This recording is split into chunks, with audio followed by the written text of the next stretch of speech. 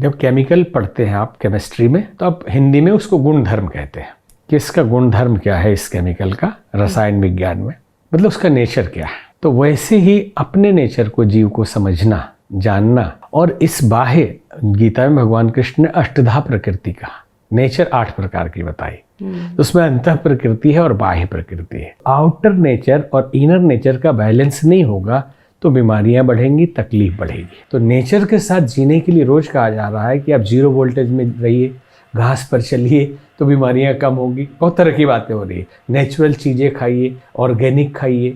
इसलिए हमारे यहाँ धार्मिक अनुष्ठानों में नेचर को परमात्मा के बाद देवता मान लिया गया। वायु को, हवा से ऑक्सीजन मिलता है तो वायु देवता हमने कहा, उनको पूजते हैं, नेचर को पूज रहे हैं। वो कोई परमात्मा नहीं है, लेकिन नेचर है भाई, वो धर्म है आपका, उसके बिना जी नहीं सकते, जो जीवन ही दे रहा है। अग्नि के बिना हम जी नहीं सकते।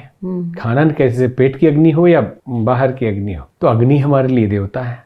पानी के बिना नहीं जी सकते तो वरुण देव है। तो प्रकृति को हमारी संस्कृति ने हमेशा पूजा है, और प्रकृति में जीना ही संस्कृति है, और प्रकृति से बाहर जाना विकृति है। तो धर्म प्रकृति में जीना है। तो भीतरी प्रकृति कि हमारा मूल स्वरूप क्या है, हम इस धरती पे एक मनुष्य के रूप में भी माने तो हमारे अंदर संवेदना, करुणा, ममता, प्रेम, ये सब होना चाहिए। ये हमारा नेचर है।